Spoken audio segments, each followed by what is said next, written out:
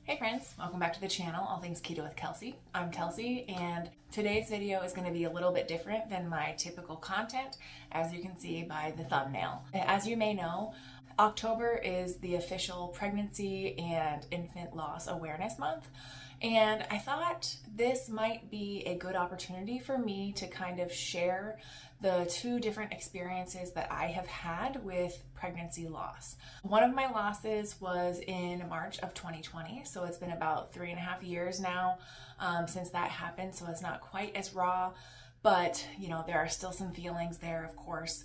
And my most recent miscarriage was actually in September of 2023. I'm filming this in October of 2023, so this loss is very recent and pretty raw.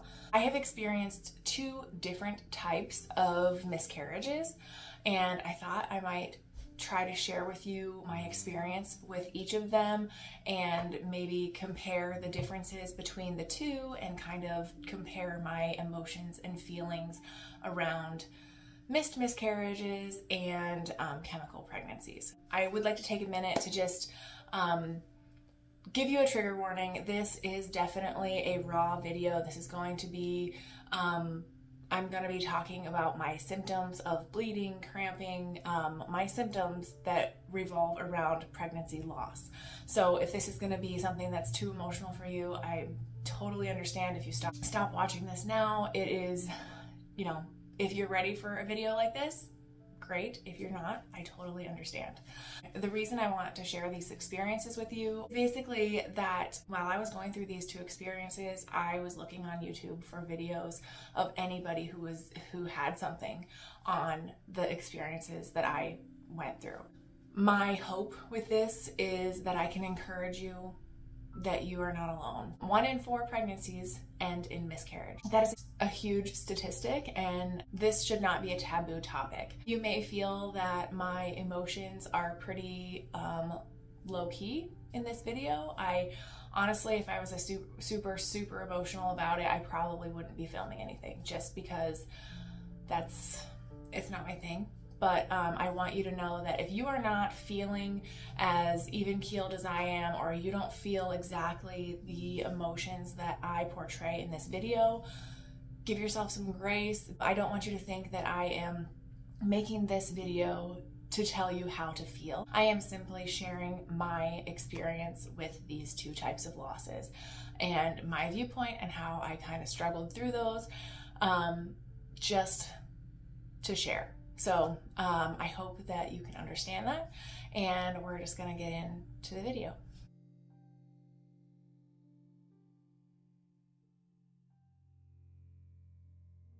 As I mentioned in the intro, my first miscarriage was a missed miscarriage. I had found out in January that I was pregnant with our third baby, and we were very excited. The month following finding out that we were pregnant, I felt sick, felt pregnant. I had the first trimester symptoms. I was exhausted. I parented from the couch my 2 and 4-year-olds. And I was just like barely getting by. I put a movie on for the kids so that I could take a nap in the middle of the day. And just like I felt nauseous, so I was eating all the time because I just needed to settle my stomach. And yeah, that was the experience I had for about 5 weeks. Around 10 weeks and 4 days, I started spotting.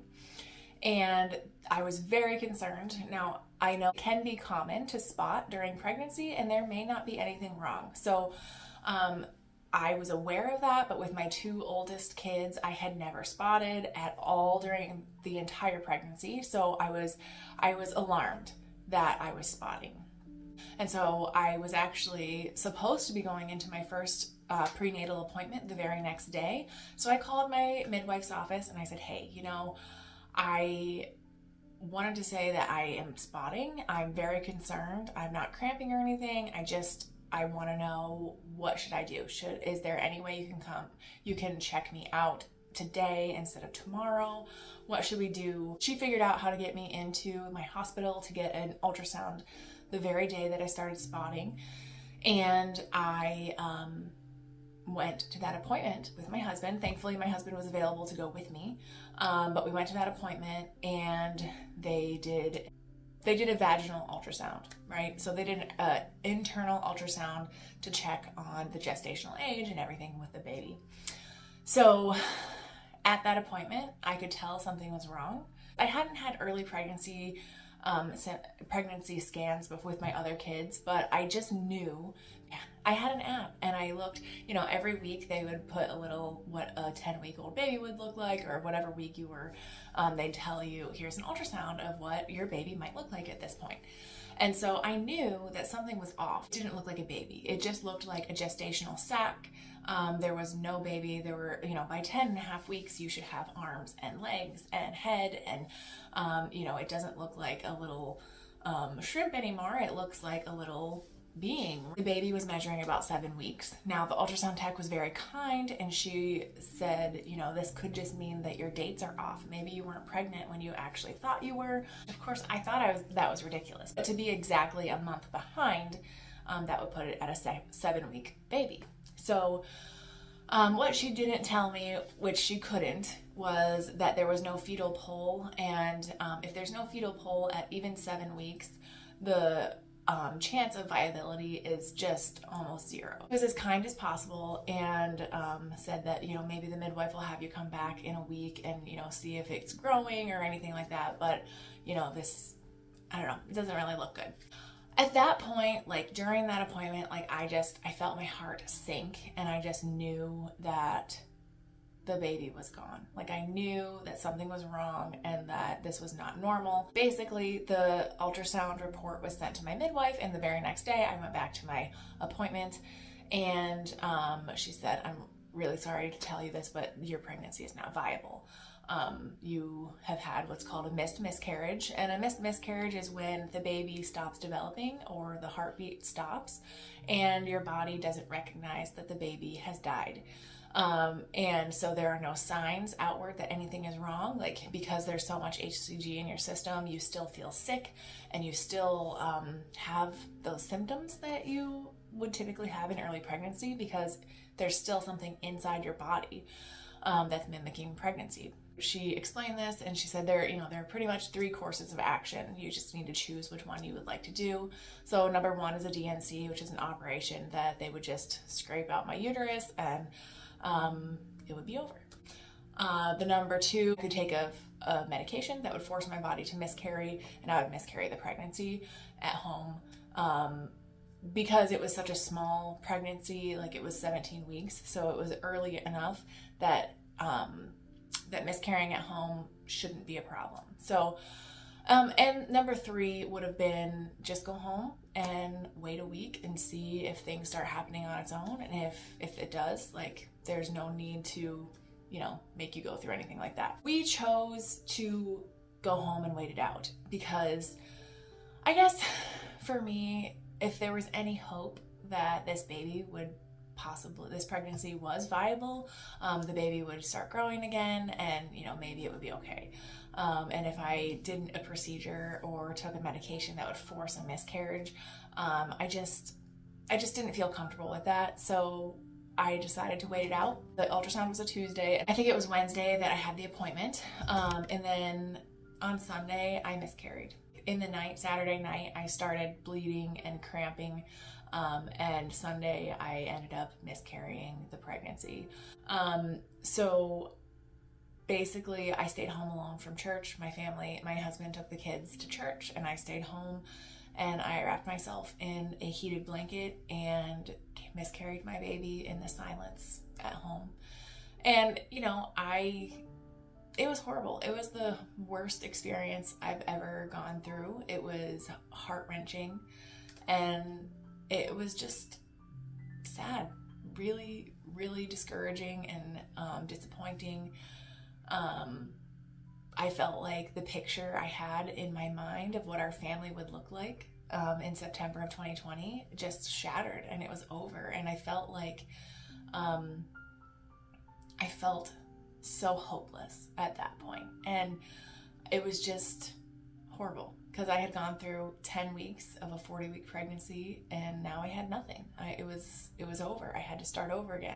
And at that point, when I miscarried this baby, I wasn't even sure if I could try to get pregnant again because I was terrified that I would lose another pregnancy. I was afraid that my body wasn't going to work right anymore. And it was at the height of 2020, so we didn't have the support that we probably would have if it wasn't.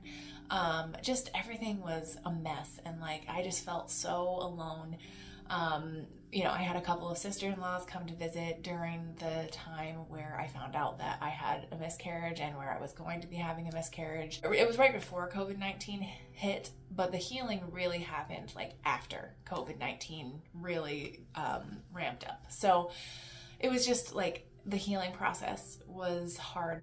So the rest of the summer when I was supposed to be pregnant, I kind of just we waited for a couple of months before we tried. Now, because it was a miscarriage and because I miscarried at home, my midwife wanted me to do blood work until my pregnancy hormone, the HCG levels in my body were down to a certain level. Like they wanted it down to like under 10 or something. Just to make sure there wasn't anything going on with my body, like my body hadn't retained any tissue from that pregnancy that would then become toxic or infectious or anything like that. So we did, I don't think I finished my HCG tests until like May. I think May I finally got a level that was below 10 in May. It just kind of hung on in my body, and it was just kind of like, ugh, this is horrible because my body still is like pregnancy hormone right there. So in May I could just kind of be relieved that I was done with it, constant testing. And then we kind of just took a little break from trying because it was just, I wasn't sure if I could be pregnant again. In August, not very long. We didn't stop trying for very long, but I finally decided that I physically felt well enough to try. And in August, we found out that we were pregnant with our rainbow baby, number 4, Thatcher, and he is a part of our family now, and such a joy to have. I can't imagine our life without him, and I do understand that we couldn't have Thatcher if this pregnancy had followed through till September, but it's still a loss, and I think feeling that loss is okay, even in the light of having Thatcher and the sweetheart that he is. So I'm really thankful for Thatcher. But even though I went through this heartbreak, I can still love having Thatcher as a son. Now I'm gonna fast forward 3.5 years to September 2023. My husband and I had kind of decided to start trying to get pregnant again.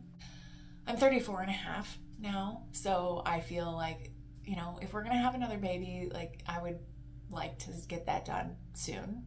We decided to start trying again. My cycles have been kind of off over the last year. So like some months will be 28 days, some months will be like 35 days. So I've had like different length cycles in the last year, then that would make sense. Sunday, September 10th, I started spotting, and spotting is typically how I start my periods. So it was like, okay, well, I'm getting my period. So I spotted Sunday, and I spotted Monday, and I spotted Tuesday, and nothing really started happening. Like I felt a little crampy, but not like period cramps coming on. And so Tuesday I took a pregnancy test. Tuesday, September 12th, I took a pregnancy test, and it turned out positive. It was a very clear 2-line test, and I was like, maybe I'm pregnant. And it sounds silly because like my other pregnancies, I had only taken a test when I was sure I was late, and I used the clear blue digitals, which are like just black and white. You're either pregnant or you're not. You don't have to like worry about squinting to figure out if there's a line there. Like it's a pretty clear, yes, this is pregnancy. I was just like, well, I mean, it's a pretty clear, they were 2 the same shade colored lines. It was crazy. And I was like, okay, well, maybe I'm pregnant. So I only had one of those types of tests. So then I bought 2 really cheap Walmart tests. They're the 89-cent Walmart tests. And I took them on Wednesday, and then I took one on Thursday. And those were both like, I could barely see a line. Like almost like my husband was like, I I don't see a line. And I'm like, this is really weird. Like, and so I kept on spotting on and off through those several days that I was testing. And I was just like, I'm so confused. Like, this is just really weird. And so Friday, I finally took a digital clear blue test and it came back pregnant. And so I was like, oh, I am pregnant. I'm pregnant enough to get one of these to say pregnant. Like, that must mean that I'm pregnant. So, you know, the days before the digital test, I was like, well, this could be a chemical pregnancy because like, and then my tests, like the line was not getting darker, but I know that there was a difference with the brands. So that is probably what I was experiencing at that point. So I got a positive pregnancy test on Friday. So I kind of like breathed a sigh of relief and was like starting to think, okay, this is settling in. Yes, I think I'm pregnant. Like, this is exciting.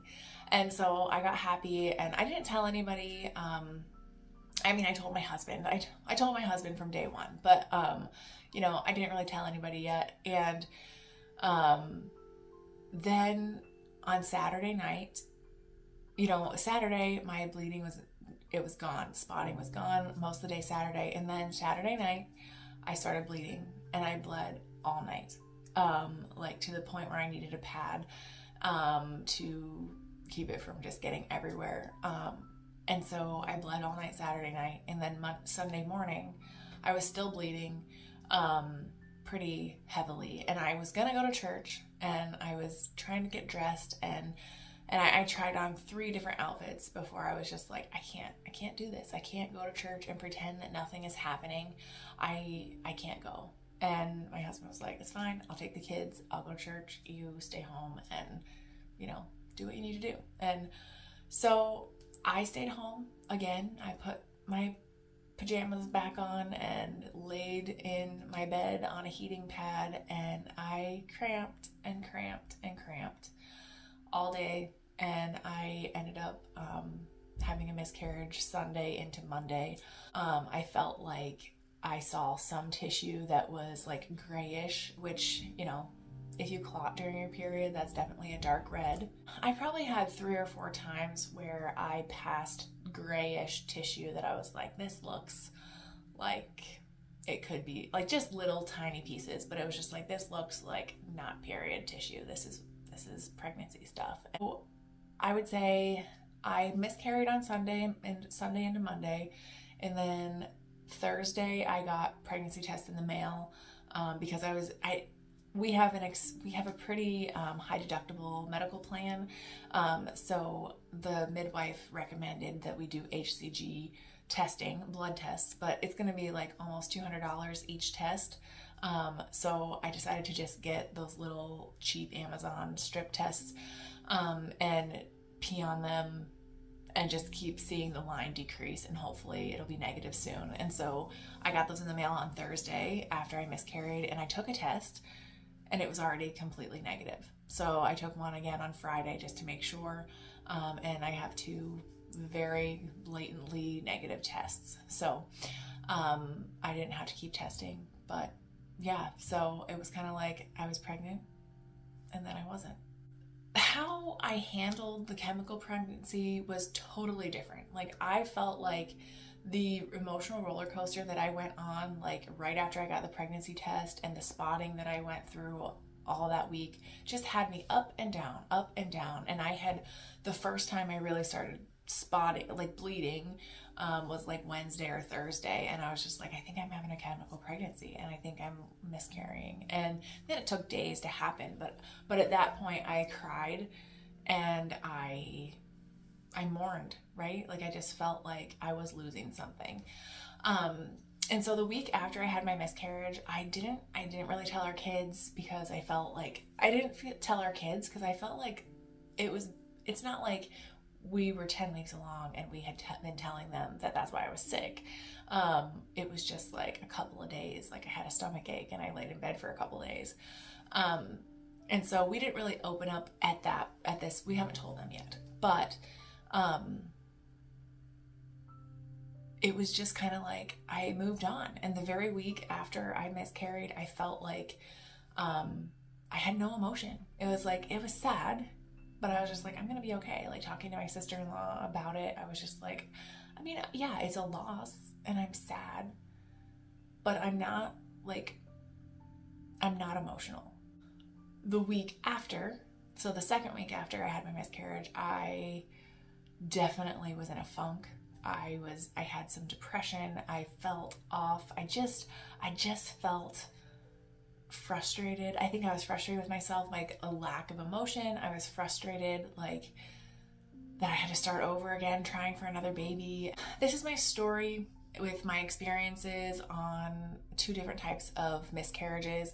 I would say my missed miscarriage was much more traumatic to me. I felt very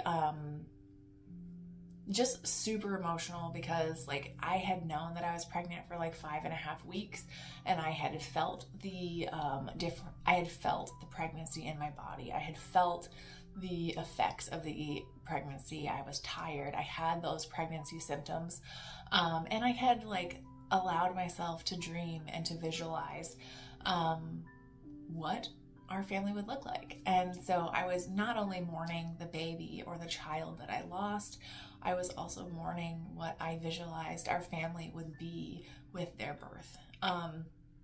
And it was just like this huge, like a huge dream that was just crushed. To compare that with my chemical pregnancy, which is a very early pregnancy loss, I would say I barely really believed that I was pregnant before I wasn't pregnant again. So it just hadn't really settled in. So I think there was less of a dream to crush there.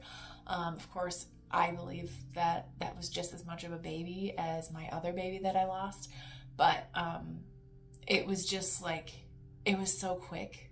We knew about this baby, and then we knew he or she was gone, and it was over. And there, I didn't really allow myself to dream of like who this baby would be and like what our family would look like when we added a 4th child to the family. And I just hadn't really gone down that road yet. And so I just feel like while I am mourning the loss of a pregnancy, and I'm not feeling 100%, like I don't feel great,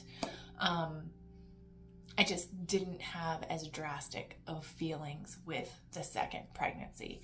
It is okay to feel anywhere on the spectrum. Like it's not, I'm not telling you how to feel about it, but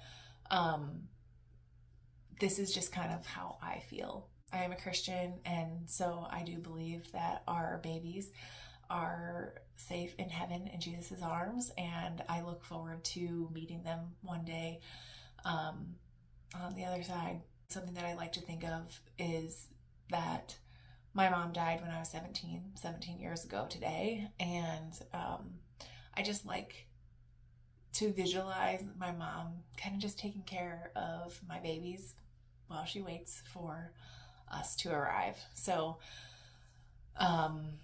yeah, there's hope that I will see my babies again with my mom and my grandparents and my many aunts and uncles who have gone before me. And I'm so thankful that I have hope, that God has created a way for salvation. And yeah, so I hope that this video was helpful for you if you are struggling with either of the losses that I discussed in this video. My heart goes out to you. I am so sorry for your loss. I wish I could just wrap you in a big hug. With time, it is less sharp, but I think there will be two holes in my heart. There will be 2 holes in my heart forever. And I would say that I have lost a lot of people to death in this world, and grief is unpredictable.